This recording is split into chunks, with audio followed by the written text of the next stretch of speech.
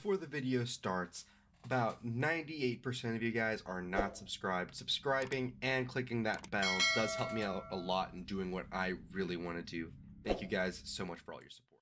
What is going on, guys? Rogue TCG here bringing you another Yu-Gi-Oh! TCG deck profile. This is my Runic Orcust, like Cartesia engine deck profile. This takes some aspects from that, like the Cartesia and the Quem versions of Runic that's previously seen before, and combining it more like heavily in the Cartesia aspect to make Ragnarok to send Nightmare and not really playing the biz deals. We're playing pretty heavy on the Orcust because Branded in High Spirit is really going to be hard carrying here because it can search Quem. And Quem plus any Runic card is the full Orcust combo. And you even have an extra body compared to the normal combo, so it's even more powerful. You get to end on a Galatea on board as well, which is quite nice. But that's enough yapping about the whole deck overall. Let's go over my individual cards.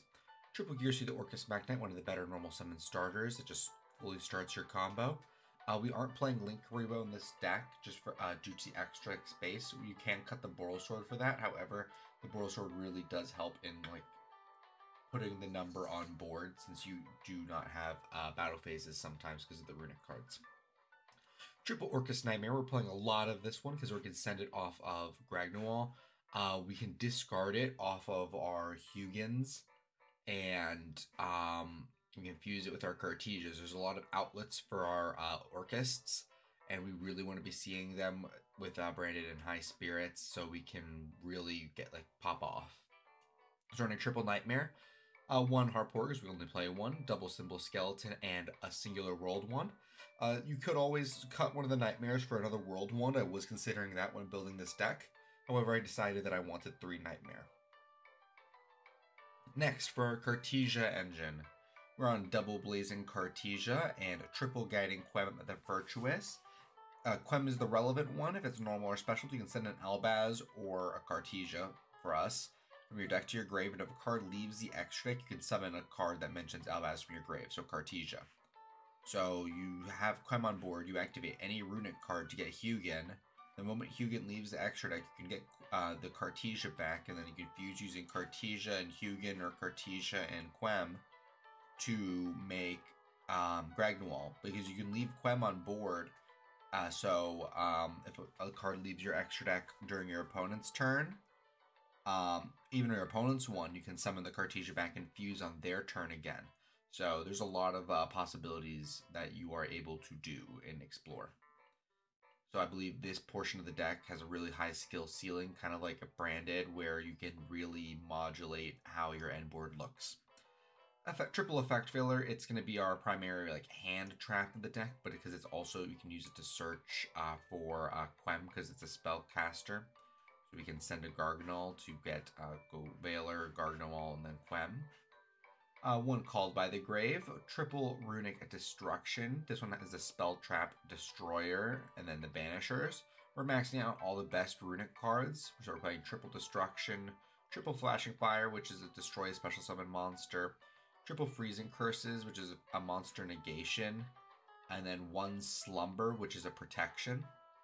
Then we're on triple Tip, which is the Searcher, and then double Runic Fountain, which lets you activate them from your hand during your opponent's turns. However, this isn't so necessary, but it's very powerful, even compared to Orcust Babel. Like, its power is quite strong. But if you can choose to not go for Dingirsu and play with a Crescendo and play under the Fountain and just play like a little bit safer and more control style Orcust.